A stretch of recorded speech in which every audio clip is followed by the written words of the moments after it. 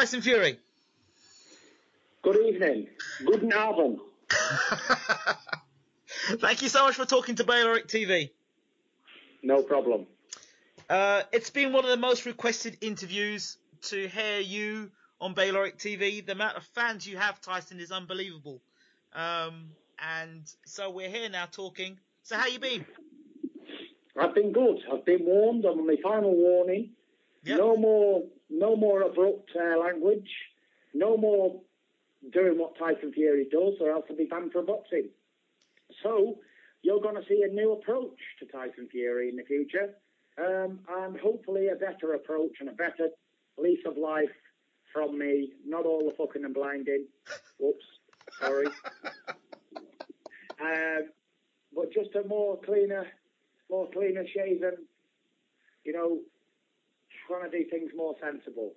Okay, I want to do a role model instead of an outlaw. I want to go back a bit because I think some of this criticism that has been given to you has been a bit harsh, and I think some people misread where you're from or where you're coming from. So let's go back a bit, because you've had 2 fights pulled out with David Haye, then you've had Chisora pull out. I mean, that must be frustrating for any fighter to have 1 pull out, but you've had 3 consecutive pullouts.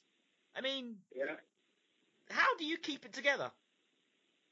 3 consecutive pullouts, but it's still not an excuse to conduct myself in the way I have been in the past. I'm a changed person now. I got 100 guns, 100 clips, baby, I'm from New York. That's the old me. Well, the new me is different now. Different approach to things. It's what's happened to me has been bad, but shit happens in life and you just got to get on with it and get your head down and get stuck in. I'm just looking forward to the next scheduled date. I hope everything goes to plan for that fight. But if it doesn't, it doesn't for a reason. For whatever that reason may be, I'm not about to tell you because I don't know. Right. But it wouldn't be anything on my behalf anyway. Right. In terms of, you've always said that you're a fighting man, and I don't think anyone can doubt that. But what happens if there's another incident where, you're confronted with a situation that there's a potential that you could flip again? How do you avoid yourself from getting into those sort of trigger situations? Say that again, Ingram. How do you avoid yourself from getting into confrontational situations which would get you to flip back to what you would normally do to handle a situation? Yeah, I'll tell you what I'm going to do. I'm not going to get involved in any confrontations anymore. There's not any up close and personal stuff. Just going to say speak to the hand because the face it ain't listening. But, I'm not going to get in that situation. You can avoid all this stuff that goes on by not putting yourself in that predicament. Tyson, then that would make you not the furious one. So you're saying you're not going to be the furious one? I'm going to be the tickly one. Okay, I'm going to find that sort of interesting to see you try and be that way. And how long do you think you can be this nice guy for, in terms of not holding it together, not flipping out, and I probably could hold it together until they piss me off. Which probably won't be too long. Okay, now, in all the press conferences there's been between yourself and Derek Chisora, it just seems to me that you're kind of sick and tired of seeing one another, talking to one another. Oh, he supposedly hates me. I supposedly hate him. Why does there need to be all that? I hate him, he hates me. You know why? Promoters tell you to do stuff, right? And when it comes on top, the only people who's getting in trouble is the fighters. That's it. So I ain't listening to no promoters anymore. I've got no animosity towards Derek Chisora, none at all. I even like the guy. The guy's just a normal bloke trying to earn a few quid and trying to get forward in life, as I am myself. Only thing I can say about Derek Chisora is he comes to fight and may the best man win. I've got no hatred towards him. If people don't want to see us fight, then don't come or don't watch it. I'm not going to try and butter things up anymore. I ain't painting a picture of me being an outlaw or a bad person just to sell tickets for other people. I'm going to be myself and see how people like me being myself. I ain't going to be this painted character that everyone wants me to be. Boy of boxing, doing crazy things and getting in trouble and getting hefty fines. I've just got another 15 grand fine. 15 grand, I could have spent that differently. I could have given that to the kids to go shopping, to Toys R Us. I could have done anything. You know, I could have done anything with that money, but no, I've had to give it to the board. And that's the third time this year. I've had a 6 grand, a 3 grand, and a 15 grand for talking. So obviously, talking rubbish, smack talking, as the Yanks call it, ain't what I'm going to do anymore. I'm going to let me boxing do the talking, and let me looks do the looking, and let me dick do the shagging. But again, these things have happened. I mean, boxing fans that don't understand how the game works or how the sport is will not be able to appreciate what you've just said there about promoters and, you know, you being the front man. That's almost a situation like, well, you know what? Tyson's the biggest guy in the class, so if I want to start a fight with someone, what I do is poke at somebody and then get the tall guy to come in and have a fight because I can't fight my battles myself. That's what almost it seems like. And Tyson, it should be Tyson the fool guy, Fury, because basically you've been a fool guy and you've had to pay for it. Exactly. You've hit the nail on the head, Ingram. See, you know, people who don't understand boxing wouldn't know what we're talking about. Right. But as you understand boxing yourself, you can understand where I'm coming from. I found it, just to be honest, and again, you're quite straight talking, and I am as well. Going to the press conferences between yourself and Derek Chisora, personally, I found it a bit tedious because I knew both of you guys seemed to get on. So when there's a guy in the middle who's saying they really hate one another, there's really bad blood in this, I'm like, no, it's not, and it's quite evident. So unlike the undercard now, where you've got Eubank and Saunders, which I think is going to be confirmed, there's real bad blood there which doesn't need to be sold. Exactly, yeah. What are your thoughts about that fight? I think it's a really good fight, you know.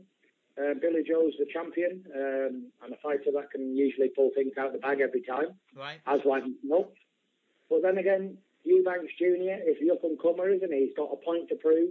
Yep. Well, you know, I don't care what anybody says. I've got to stick with my own kind of people, gypsies. Yep. So I'm backing Billy Joe Saunders. Right. And I wouldn't go against my own kind for anybody else. So you know, I don't think Eubanks got the experience to deal with Billy Joe. But then again, he is an up and coming prospect. But Billy Joe's the champion, and I think he'll prove that on the night as well. This could be like a young kid and a fully seasoned man. Okay. Certainly, I think that you know, there's nothing wrong with wanting to support your own. I think that's I think that's a great thing. That's a loyal thing, and I think that leads me on to my next point. The whole thing about the Ustinov thing. I know that it was mentioned that you felt maybe that you were kind of set up in the situation. That way, or do you feel differently about it now? You know, Ustinov was what he was. He was a step-in opponent, a big dummy, really. Right. And other things, the camera's just a big lump, 22 stone, whatever he was. Right. Just a replacement. But, you know, I had other things on my mind. As you know, my uncle, who's still critically ill. Absolutely. So I wasn't about to just... I went to the hospital and stayed there all night, so I couldn't come back and fight the next day. So I lost a lot of money in that training camp again. And I didn't have no fight again, so it is what it is. So now, as I said, these back-to-back pullouts. How do you motivate yourself now to get back in the ring to train to fight a guy that you've already beaten and has pulled out on you already, regardless if it's an injury or not? He's pulled out on you because you've had a guy before that's pulled out on you twice with supposed injuries as well. Yeah, you know, I just prepare by training my balls off, basically. And, you know, I just prepare that he's going to fight anyway, because I will be fighting, regardless if it's Derek Chisora or anybody else. So you're basically saying there'll be a replacement if Chisora doesn't turn up on the night? Yeah, and there will not be another fight between me and Chisora. If he don't fight this time, then there won't be another reschedule. I can tell you that firsthand. I will be fighting on that night, but if it's not Derek Chisora, then it's going to be somebody else. But I'm hoping it'll be Derek Chisora because it's a good British fight, and absolutely, people are interested in it, and I'm interested in it myself, you know. I want to see how far Derek Chisora's come along and how far I've come along as well. I know you said that you felt you could beat Derek Chisora with one hand behind your back. I'm sure that was all tongue-in-cheek, because I'm sure you do respect Derek Chisora enough, and you expect a decent fight from him. Yeah, I expect a decent fight from him. He's fought some good men, and he's given some good men a good time. He even gave himself a good time back in 2011. So he's not a mug, is he? You're not going to hit him once and knock him out. Nobody does that to him. But I'm anticipating I'm on a bit higher level than Derek Chisora. But, anything can go wrong on the night. You've got to back yourself. Hey? You've got to back yourself. You can't go into a fight saying, I think I'm going to lose this. Nobody does. Yeah, nobody does. So it's one of them things. But I'm anticipating a good fight while it lasts. Someone's going to get knocked out, and hopefully it's not going to be me. When you're going through the training, you're going through training, and you're having to go and do the slugging, the hard rounds, and your body's hurting you, and you may be getting beaten up in sparring, and it's not really your day. What keeps you going? Keeps me going is the fact that people want me to lose, and that fuels my fire. Right. So that's why I train harder, and that's why I've got myself in good shape, and I'm a proper athlete now where I wasn't before. Right.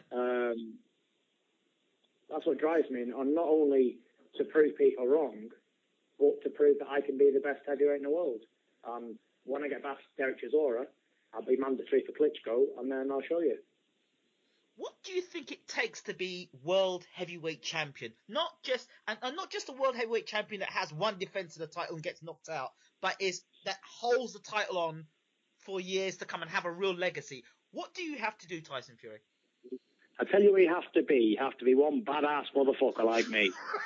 And on the other hand, right, you've got to live a clean life. You've got to stay off the drugs, stay off the alcohol. You can't burn the candle on both ends. You've got to have early nights, and you've got to want it. People just try and become world champion to earn money, and then that's it. But if you want to hold it, you've got to. It's hard to get up there, but it's even harder to keep hold of the title. So they say. Right. But I think to become a great champion like the Klitschko's are, and everybody else who's been world champions, and not just a flash in the pan, you have to live a dedicated life. Dedicate 10 years of your life to boxing, and think about nothing else. Right. And that's what you've got to do. But people get mistracked by money and girls and cars and all that sort of stuff. But really, it's not really important, because all that sort of stuff's material bullshit, really. So, and you're not remembered for having a nice car, are you? You're not. You're remembered for holding on to that belt or becoming world champion or getting knocked out in Vegas, whatever it is. Being a champion, coming short. That tall guy that really did something for himself, or that guy that was a waste of space. That's how you remembered in boxing, to be honest. Yeah, people remember you as good as your last fight. No matter how many wins you have, you're only as good as your last fight, basically. You can knock out 20 people and then you have a bad night, and then people say you're rubbish anyway. So you're not going to change people's opinions of individuals. But, it's not about what other people think, is it? It's about what pleases you and makes you happy in your life. You've only got yourself to blame if everything goes wrong. Absolutely. Because you can't blame other people. I don't want to get to the end of my career and think, if I woulda, shoulda, coulda, lived a better life, lived cleaner, trained harder, done things better. I don't want to be like that. So for the next 11 weeks now, I'll be locking myself away, and I won't be leaving any stones unturned. Hopefully I'll go and do the business. Is there any possibility you could end up being ring rusty? Because, you fought Joey Abel, fair enough, but again, that's a while ago. What do you do to ensure that you don't become stale in the gym or leave your best work in the gym? Well, you don't overtrain, for one. Yeah. So that's why you don't leave your best work in the gym. You just got to keep sparring and stuff. And I know sparring ain't fighting, and I will be inactive, because only 2 fights in 2 years is very inactive. Mm-hmm. But it's not my fault. I should have had more fights. But then again, you can't change what's happened. I'm not 45. I'm 26, just turned.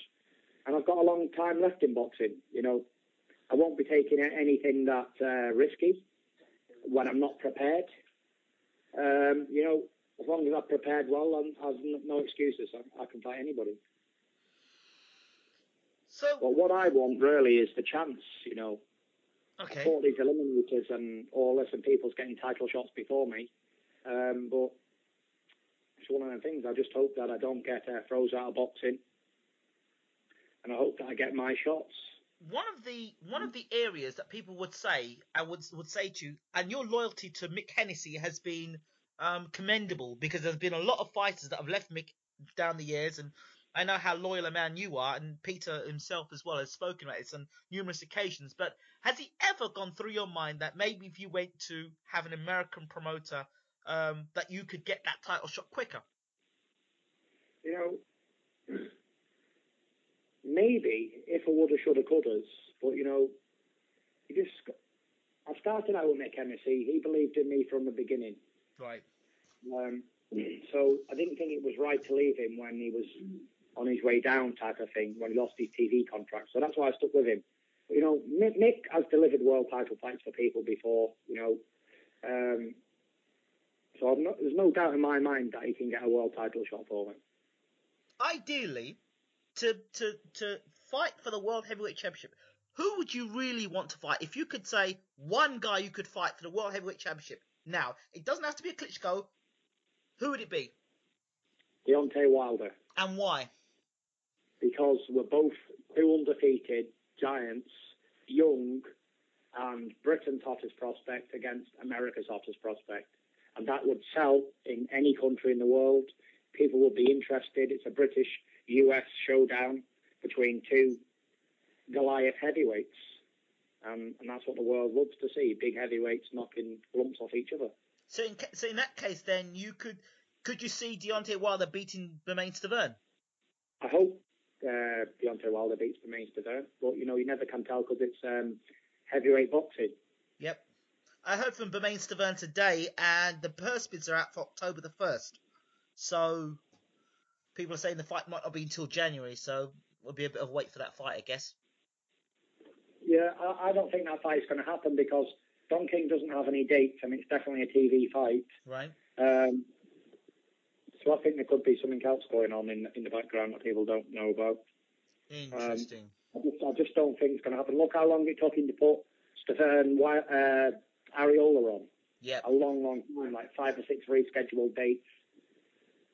I know he's been trying to get dates all over the world and that, but I don't think much is happening. I'm going to ask you two more questions because I know you're very busy. Question number one is, when I sat down at that press conference, I believe I think it was Kensington, the one where you said the things you said and got fined for it the last time, most recently, the journalist, the press officer, or the guy in the press who said something to you, and you responded, if you don't like it, you can turn the channel over. Yeah. Your response to that, is that because you're kind of getting fed up with the media? Do you think you're being treated right by the media? Or do you think you're being prejudiced by the media? No, I think the media do a good job. They've always given me good articles and lots of headlines in the past. I was there was a lot of stuff going on in my mind at the time.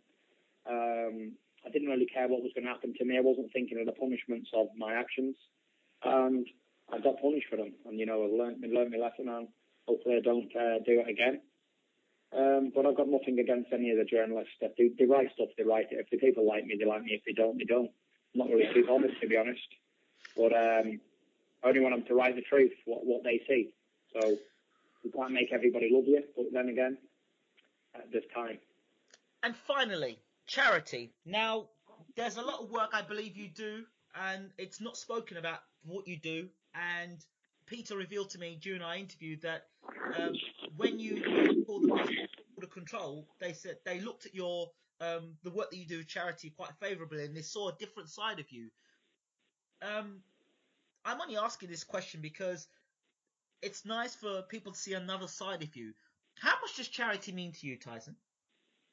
I don't really want to go into me. I do give to charity. No. That's why I didn't ask. That's why I didn't ask you specifically what you did. I just wanted to ask you, in general, what charity means to you. Listen, charity means to me helping other people in need who haven't got as much as I am, or I'm in a position to help other people. It doesn't harm me to help others. It just makes me happy. So that's why I do it. And I'm not going to go into who, why, when, or no, where. No. I don't expect you to. I just like to say that I do help other people, and I enjoy helping other people. And putting smiles on people's faces if I can. You know, I can't put a smile on everybody's face, but I can put a smile on certain people's faces. Right. You know, so. I mean, Tyson Fury, thank you so much for talking to Bayloric TV. I know you're really busy, and I really appreciate the time you've given me today. No problem. Take it easy, Ingram. All the best. Bye-bye.